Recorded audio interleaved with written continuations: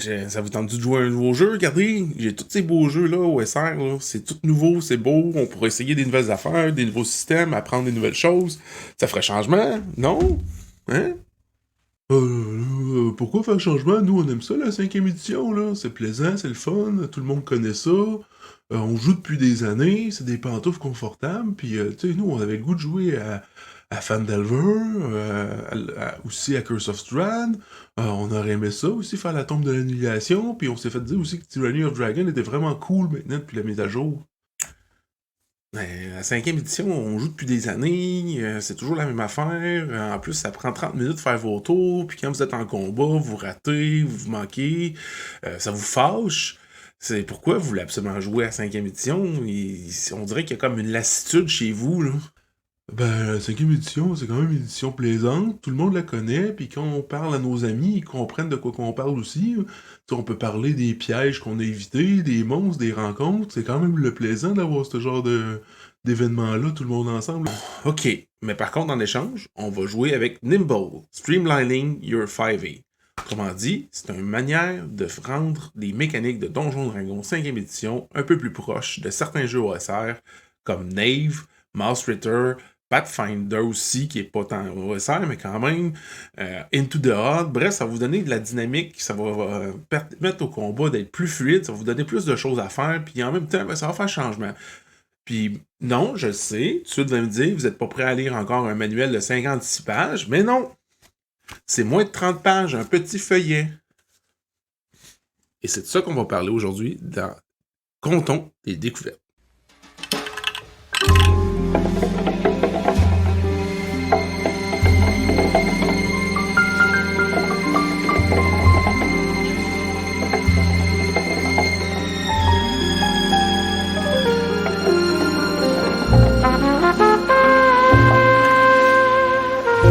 Bienvenue à Comptons des découvertes. Aujourd'hui, je vous parle de Nimble, Streamlining Your 5e Game. Comment rendre nos parties de 5e édition plus fluides. Ça, c'est un petit feuillet qui a été en Kickstarter il n'y a pas si longtemps que ça, qui est sorti en 2023. C'est un recueil de plusieurs idées qui vient de plusieurs systèmes différents. Et aussi, il y a un Discord, il y a un site internet, il y a une page web. Bref, il y a plusieurs manières d'obtenir les règles. Je vais les mettre dans les commentaires ou plutôt dans la description de la vidéo. Ça, c'est une découverte que j'ai faite grâce à un des spectateurs, un des conteurs-conteuses, Alain, qui m'a offert sa copie, parce que lui avait backé le Kickstarter, et il avait obtenu, je pense, 5 copies pour pas cher. Fait qu'il m'avait dit « Hey, je pourrais t'en donner une pour que tu puisses en parler. » Alors voilà, je vous en parle. Il y a quand même des bonnes différences. Je vous dirais que l'inspiration me fait beaucoup penser un peu à Mouse Ritter, puis à Knave Into the Odd, avec certains éléments de Pathfinder, surtout la 2e édition. C'est afin de rendre le tout plus fluide. On va parler de la grosse mécanique quand même, donc si c'est quelque chose qui vous intéresse, écoutez-le. Ça peut permettre d'avoir les combats plus fluides, un peu plus héroïques. Quelque chose qu'on voit aussi avec le fameux MCDM, sauf que si vous n'êtes pas prêt à nécessairement payer 250$ pour avoir tous les livres de base pour pouvoir jouer à cette future édition qui d'ailleurs le Kickstarter est terminé. Puis après ça, on ne sait pas quand on va l'avoir au Québec ou encore moins en français. Mais bon, vous savez, la qualité des fois ça se paye. Sinon, si vous voulez une approche plus abordable, il y a un gros résumé dans Nimble. Premièrement, il y a 2 options. Il y a la version légère, qui fait juste mentionner comment changer un petit peu le combat pour que ce soit plus fluide, rapide, en ayant moins de jets de dés à faire au niveau du D20. Ça retire beaucoup le D20 sur plusieurs éléments sans complètement le soustraire. Sinon, la version complète est quand même balancée pour pouvoir changer plusieurs mécaniques. Et comparativement à certaines règles maison, des fois qu'on va passer, ceux-ci, ben, ils prennent pour acquis que si tu changes une règle, ça a un effet de cascade sur d'autres règles, puis ils en parlent de toutes les modifications. Les premières modifications qu'ils parlent au début, c'est par rapport au combat. Au lieu de brasser un des 20, maintenant, on considère que toutes les attaques qui touchent. Comme Mouse Ritter. À l'exception de si tu roules un 1 sur ton dé de dégâts. Fait que maintenant, tu roules ton dé de dégâts automatiquement. Puis si tu roules un 1, ben malheureusement, là, l'attaque est ratée. Fait que ça augmente beaucoup tes chances de réussir. Puis si, admettons, ton arme a 2 dés, comme mettons une épée de 2 mains, 2 d6, faut que tu désignes un de tes dés comme ton dé primaire. Par contre, pour qu'est-ce qui est les critiques, c'est si tu obtiens la valeur maximum sur ton dé. Et là, ben, tu rebrasses un autre dé. Le dé qui explose, comme on voit dans d'autres mécaniques, lui, par contre, peut pas se transformer en échec. Donc, si tu brasses un D8, tu roules 8, puis après ça, tu roules un 1, tu vas faire 9. Tu vas pas soudainement transformer ton critique en échec. Tout ce qui est aussi les sorts avec des jets de sauvegarde. Maintenant, puis qui ont des dégâts, tu fais juste rouler le dé de dégâts, il n'y a pas d'échec, mais il n'y a pas de critique non plus. Mettons un Flame Strike, une flamme sacrée, tu roules ton D8, même si tu brasses 1, ça fait 1, tu roules 8, ça fait 8, ça fait pas un autre D8. Donc, quand même, là-dessus, c'est bien. Pour compenser ça, ils ont changé aussi comment la classe d'armure des monstres fonctionne. Ils mettent ça en 3 catégories. Légère, intermédiaire, puis lourde. Les légères, il n'y a pas de changement, il n'y a pas de modification. Tu sais, souvent, c'est les monstres qui avaient des faibles classes d'armure. Sinon, les intermédiaires, c'est que tu fais juste brasser ton dé de dégâts puis tu n'ajoutes pas les bonus, modificateurs et autres, donc juste le dé pur, et ceux en armure lourde, ceux qui avaient des classes d'armure élevées, c'est tu fais moitié dégâts. Tu calcules tout, puis après ça, tu réduis de moitié. Fait que ça fait quand même que les monstres qui ont des grosses classes d'armure, généralement, il y a aussi beaucoup de points de vie, donc ça va en diminuant beaucoup moins rapidement.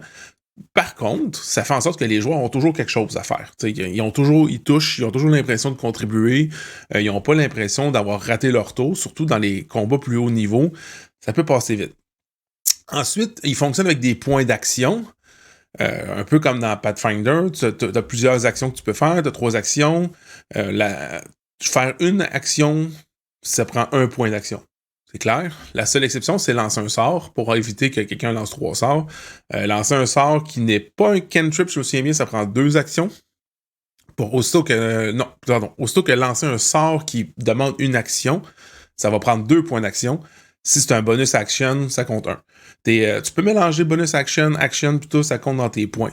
Ensuite, tu as les réactions. Ils ont rajouté aussi plusieurs réactions possibles pour pouvoir dynamiser le tout.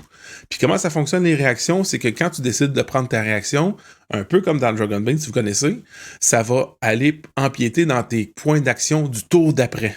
Donc, ça fait en sorte qu'il y a un côté plus stratégique. Parce que tu peux aider, tu peux intercepter, tu peux assister, tu peux faire un dodge, parce que là-dedans, le dodge action est rendu une réaction. Bref, ils ont dynamisé ça beaucoup. Les points de vie aussi, c'est rendu juste des points de vie de classe. Donc, plus de modificateurs de constitution ou autre. La modification est déjà toute dans le livre en tant que tel. Il y a aussi les statistiques, ils ont changé. Ils ont retiré, entre autres, la constitution pour faire en sorte que la constitution, souvent, était un peu redondante sur plusieurs points. Autrement dit, dans le sens qu'il n'y a pas grand-chose à part des jets de sauvegarde, des points de vie, puis les jets de concentration qui étaient reliés à la constitution. Fait qu'ils ont retiré la valeur de constitution, puis ils ont séparé les bonus ou autres dans les autres statistiques. Même chose pour la dextérité. Dans celui-là, ils ont séparé la dextérité. Ils ont retiré l'initiative et ils l'ont mis dans la sagesse parce qu'ils disaient que avec les mécaniques qu'ils ont mis en place, la dextérité est un peu trop un fourre-tout. C'est la stealth, c'est la furtivité, c'est l'initiative, c'est la classe d'armure. C'était aussi tout ce qui était le jet de sauvegarde le plus commun. Bref, ils trouvaient que la dextérité était une statistique trop puissante dans leur système à eux. Donc, ils l'ont séparé avec la sagesse. Il y a aussi, vu qu'ils ont retiré une statistique, tu as une manière différente de rouler tes stats ou d'y aller par points. Ils ont changé les modificateurs de race, ils ont changé certains dons, ils ont changé la manière de faire les choses en général pour que tout soit balancé. La classe d'armure des personnages, ça fonctionne avec des réductions de dégâts maintenant. Bref, ils ont quand même pensé à tout ce qui déboulait. Ils ont pensé aussi à tout ce qui était la fatigue. La fatigue, c'est souvent on va le dire, là, un problème. Surtout le premier niveau, ça fait en sorte que tous tes jets d'habilité sont réduites de moitié parce que t'as des avantages. Ça tue un peu le roleplay, puis ça fait en sorte que la personne ne peut pas agir ou plutôt elle hésite beaucoup à agir, puis elle laisse les autres jouer à sa place parce que ça limite ses interactions, puis plus tu descends dans les niveaux de fatigue, c'est encore plus pesant. Dans celui-là, c'est un -1 à tes jets des 20, finalement, que tu as à brasser pour chaque niveau de fatigue, puis bien sûr, encore au 6e niveau, tu meurs. Aussi, ils ont retiré le statut d'inconscient, parce que quelqu'un qui est inconscient, il joue plus. Puis vu que le but, c'est que la personne, elle joue tout le temps, ils ont mis ça plutôt en mourant, ou plutôt étant quelqu'un qui est limité. Ce qui fait en sorte que ses actions, maintenant, quand il est rendu à 0 point de vie, c'est qu'il est rendu limité à seulement 1 point d'action par tour. Tout ce qui est concentration, jet de concentration, sort de concentration, c'est brisé, puis il peut plus la maintenir parce qu'il est trop faible. Et finalement, ben, quand tu es dans cet état-là, puis tu continues à te faire frapper dessus, tu as plus de chances de gagner, de plus de pénalités, pardon. C'est à chaque fois que tu attaques, tu as besoin de faire un jet de sauvegarde de force. À chaque fois que tu manges des dégâts, ça te fait de l'épuisement. Par exemple, quand tu te fais frapper, tu gagnes 2 points d'épuisement. Quand tu te fais frapper d'un coup critique, c'est 3 points d'épuisement. Fait que tu peux mourir pareil. Parce que rappelez-vous, à 6, tu meurs. Donc, ça fait en sorte que la personne, elle peut quand même avoir l'impression d'agir un peu. Même si c'est beaucoup plus limité dans ses actions. Tout ce qui est repos aussi, ça a été changé. Le long repos doit absolument être pris dans une zone civilisée ou qui est vraiment avec un confort qui est absolu. Il n'y a plus de camping en plein milieu de la nuit, dans la broussaille, la jungle avec les moustiques, puis parce que tu es capable de dormir 6 heures, soudainement, t'es frais comme une rose. Par contre, en échange, ils ont mis des niveaux de logement.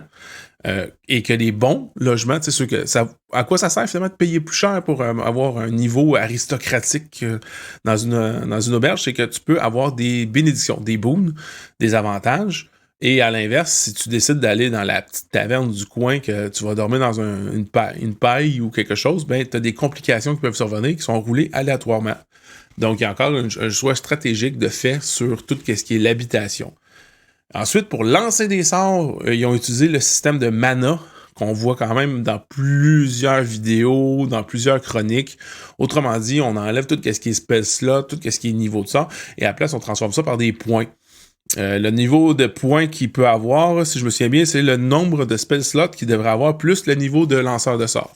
Ce qui fait en sorte que les joueurs vont un peu plus utiliser des sorts de manière versatile, puis ils vont avoir moins l'impression que il faut absolument que je garde mon sort au niveau pour le boss de la fin, qui arrivera jamais. Ce qui fait en sorte que souvent les joueurs, mettons, quand ils sont rendus plus haut niveau, le sort le plus puissant, des fois, ils le lancent même pas, ou dans une campagne au complet, ils le lancent 2-3 fois, parce qu'ils ont toujours peur de l'utiliser trop vite. Tandis que là, ben, il y a une possibilité de gérer ta mana, de générer ton énergie magique. Ensuite, comme j'ai dit, les monstres, c'est comme les joueurs, les monstres, c'est touche automatique. Puis après là, il faut déterminer un dé principal ou un dé secondaire. Donc, ça va être important d'avoir des dés de couleurs différents pour vous assister là-dedans. Comme j'ai dit, les dons et les habiletés ont quand même beaucoup changé. Ils ont mis des limitations, des fois, sur certains dons pour l'utilisation. Avant, c'était à toutes les attaques. Des fois, maintenant, c'est rendu une fois par tour. Action Surge, ils ont dit que maintenant, tu gagnes 1 point d'action. Puis, il faut que tu fasses comme si c'était ta première attaque de ce tour-là. C'est-à-dire que si tu as extra attaque, ben, tu peux faire 2, 3, 4 attaques avec ton Action Surge. Ils ont ajouté des nouveaux dons pour équilibrer le système. Ils ont aussi les compétences. Ils les ont regroupées. Vu qu'ils ont mis moins d'emphase sur les statistiques puis moins de points. Maintenant, au lieu d'avoir toutes les compétences liées à ta classe, ils ont ça va rappeler beaucoup la 3.5 et la 3. Ils ont mis des points de compétences selon ta classe, selon ton niveau, selon si tu as pris des dons ou autre. Ces points-là sont investis dans des compétences qui ont été regroupées pour limiter certaines compétences qui des fois étaient sous-utilisées ou que les gens ne les prenaient pas juste parce que quand tu veux faire 2-3 choix, tu aimerais bien ça peut-être avoir connaissance nature, mais quand tu sais que survie est généralement beaucoup plus utilisé, ben tu prends survie. Mais là maintenant, ils ont mis ça ensemble. Ils ont renommé ça, je le cherche juste ici, pour l'art de la nature, Naturecraft. Effectivement, ils ont réuni les deux. Ce qui fait en sorte que des fois, certaines compétences vont être plus utilisées puis ça va faire en sorte que le maître de jeu peut les mettre plus d'avance, puis ça fait que ton personnage est peut-être un peu plus polyvalent, puis en même temps, ça fait en sorte que t'as pas beaucoup de jets qui vont être faits à travers un groupe complet, que quelqu'un ne sera pas compétent dedans. Parce que ça arrive souvent dans les campagnes, oui, brasse-moi un jet d'histoire, puis là, tout le monde se regarde autour de la table. Personne n'a pris histoire. Parce qu'ils ont pris d'autres genres de compétences. Donc, c'est quand même assez intéressant là-dessus. Sinon, comme j'avais dit, ils ont fait juste une version ici raccourcie de règles de combat si on veut une expérience plus légère. Si on veut pas changer toutes les mécaniques au grand complet. Tu sais, il y a celle-là qui fait en sorte que tu peux juste changer quelques dynamiques de combat pour avoir des combats plus orientés vers l'action. Donc, c'est quand même un livret qui est assez complet pour la valeur qu'il vaut. Puis je vous dirais que ça peut peut-être rendre certaines parties plus dynamiques. La personne qui me l'a donné m'a même dit que c'est peut-être quelque chose qui serait plus intéressant à faire pour des actual play, des visionnements en direct, parce que justement, t'as moins de personnes qui attendent leur tour. Ça dynamise les combats, ça rend plus réactif, ça fait plus stratégique, plus tactique. Puis les combats restent quand même violents, intéressants. Puis maintenant, les joueurs interagissent plus en eux. Ah, regarde, je vais utiliser ma réaction pour t'aider, je vais utiliser ma réaction. Fait que le monde parle peut-être plus. Il y a peut-être moins de temps d'attente. Parce que souvent, c'est ça aussi dans les vidéos en direct, les actual play. Souvent, avec la 5e édition, les combats, on a l'impression que c'est long. Fait qu'il y a certains maîtres de jeu qui vont faire en sorte qu'il y en ait moins qui devraient en avoir. Parce que le système de 5e édition, on se le cachera pas, a quand même une bonne orientation au niveau combat. C'est un des 3 piliers. Fait que ce système-là pourrait peut-être rendre l'expérience plus fluide, plus dynamique, plus intéressante, peut-être même pour des parties en direct sur Twitch, parce que justement, les joueurs, ça c'est plus dynamique, puis le chat aussi peut interagir, peut parler, peut discuter. Bref, il y a des possibilités là. Puis, ayez pas peur. On a toujours dit, ça va demander beaucoup d'adaptation, ça va demander beaucoup de temps. Les joueurs, ils aiment pas ça, lire des règles. Déjà que c'est difficile de lire la 5e édition, mais le livre, là, il est vraiment bien fait, dans le sens qu'il explique par étape, puis à chaque étape, il y a un exemple qui est bien défini, bien écrit. Ça se lit en quelques minutes. Ça prend pas des heures et des heures, et le concept est facile à apprendre.